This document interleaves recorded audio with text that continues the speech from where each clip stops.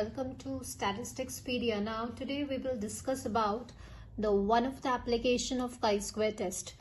See, in the previous lecture we discussed about two applications of the chi-square, and what were those? One was a goodness of fit test. That means how well and how close the theory fits to the actual set of data, and this was also known as a Pearson's chi-square test.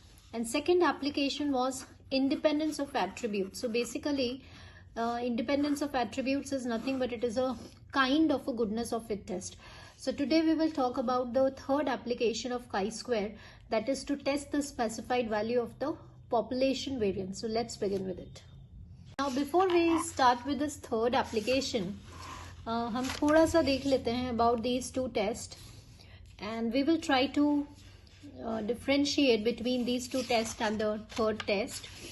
देखिए, goodness of fit test और independence of attributes जब हमने अपने previous lecture में discuss किया था, तो way basically ये जो टेस्ट हैं ये आपके नॉन पैरामीट्रिक टेस्ट होते हैं. Now what do you mean by non-parametric test? Non-parametric test means that does not depends upon the nature or the form of the population. That means कि जहाँ पे कोई पॉपुलेशन पैरामीटर्स आपके involve नहीं होते, क्योंकि आपको यहाँ पे जो फॉर्म ऑफ द पॉपुलेशन है ना, उसके बारे में कुछ भी पता नहीं होता. एंड ये जो दोनों टेस्ट हैं आपके, these are based on the frequencies, right?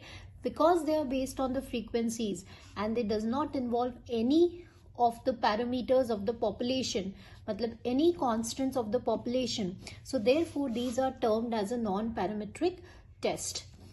Now आज का जो हम application पढ़ने जा रहे हैं वो है आपका to test the specified value of the population variance. Now यहाँ आपने एक word use करा है population variance. यस, तो पॉपुलेशन वेरिएंस को हम कैसे रिप्रेजेंट करते हैं? सिग्मा स्क्वायर से. अगर पॉपुलेशन वेरिएंस की बात हो रही है तो इसका मतलब population variance is a parameter, it is a constant. And if it is a parameter, that means आपका जो फॉर्म ऑफ द पॉपुलेशन है वो कैसा होगा? नोन होगा कि अननोन होगा? ऑब्वियसली नोन होगा. ठीक है. नाउ कैसे नोन होगा हम इसको समझते हैं. सपोज अगर आपका फॉर्म ऑफ द पॉपुलेशन ये हुआ नॉर्मल पॉपुलेशन, तो ऑब्वियसली इसके normal population is being characterised by these two parameters. Yes, अगर आपका form of the population gamma हुआ, so it is being characterised by the parameter lambda. तो जब तक हमें फॉर्म ऑफ द पॉपुलेशन पता नहीं होगा तब तक हम पैरामीटर्स को स्टेट नहीं कर पाएंगे. तो यहाँ हम क्या बोल रहे हैं कि काई स्क्वायर को आप क्यों यूज में ले रहे हैं?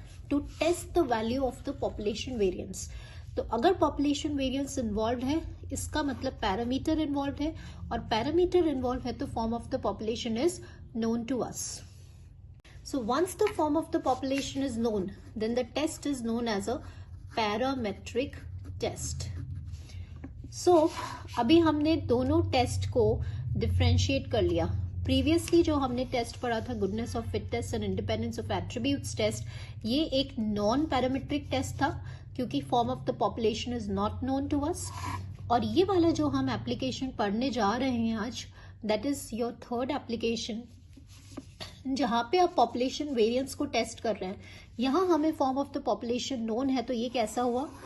Parametric test. So from this we conclude that chi square एक ऐसा टेस्ट है जो पैरामेट्रिक और नॉन पैरामेट्रिक दोनों टेस्ट है. So it is only test in statistical inference which is both parametric also and non parametric. तो I hope कि अब आपको क्लियर हो गया होगा कि नॉन पैरामेट्रिक कौन से टेस्ट में है और पैरामेट्रिक कौन से टेस्ट में है. Now see students, now we talk about this.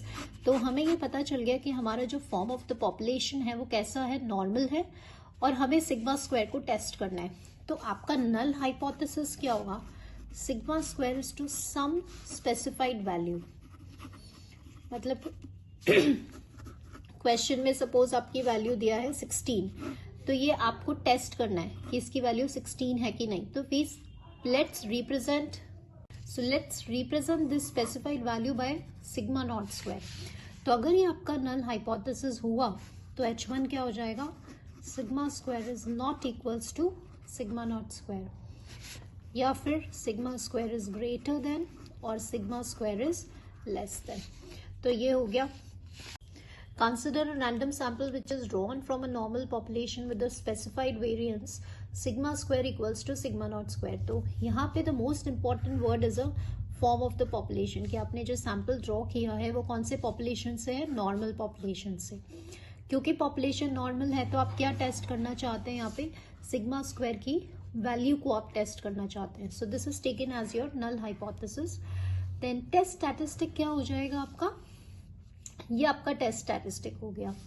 तो यहाँ पे वी नो दैट कि सैम्पल वेरिएंस क्या होता है, 1/n summation of xi minus x bar का स्क्वायर, ये आपका सैम्पल वेरिएंस होता है।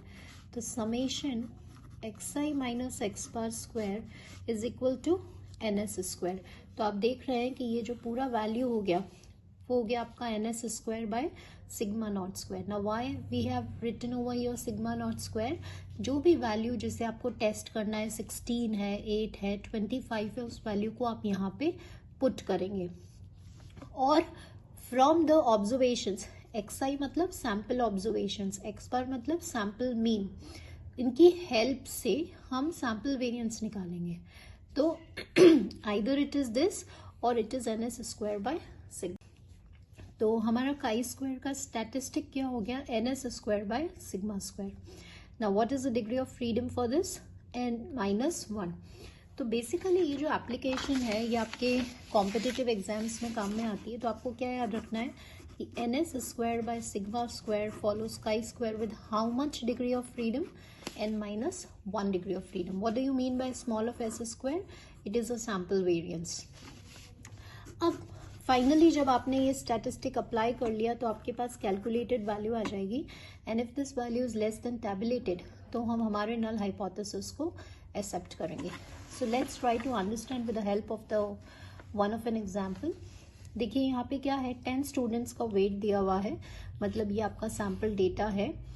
Can we say the variance of the distribution of the weights of all the students from which the above sample of 20 students was drawn is equal to 20 square this।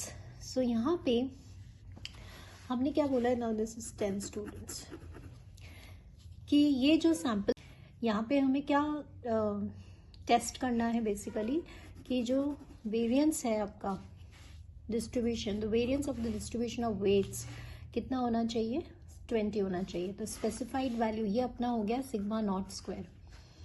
Yes, तो now what we have to do, what we have done over here, कि जब आपको कोई भी specified value variance test करना है तो आप सिंपली ये फाइंड आउट करेंगे, summation xi minus x bar square divided by sigma not square.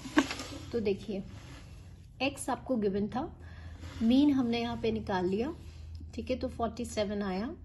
Then x minus x बार और x माइनस एक्स बार का स्क्वायर। तो स्टैटिस्टिक क्या था अपना, ये स्टैटिस्टिक था सिग्मा नॉट स्क्वायर, क्वेश्चन में गिवन है आपको 20, we have substituted the value, तो answer is 14। Now degree of freedom क्या होता है, ये हमारी कैलकुलेटेड वैल्यू आ गई। डिग्री ऑफ फ्रीडम n-1, तो 10 स्टूडेंट्स थे तो 9। So since the calculated value it is less than tabulated value, तो हम हमारे h0 को एक्सेप्ट करेंगे मतलब कि यस इट इज ट्रू कि आपका जो डेटा है वो कंप्लीटली एग्री है with the specified value of sigma square, so our h0 is true.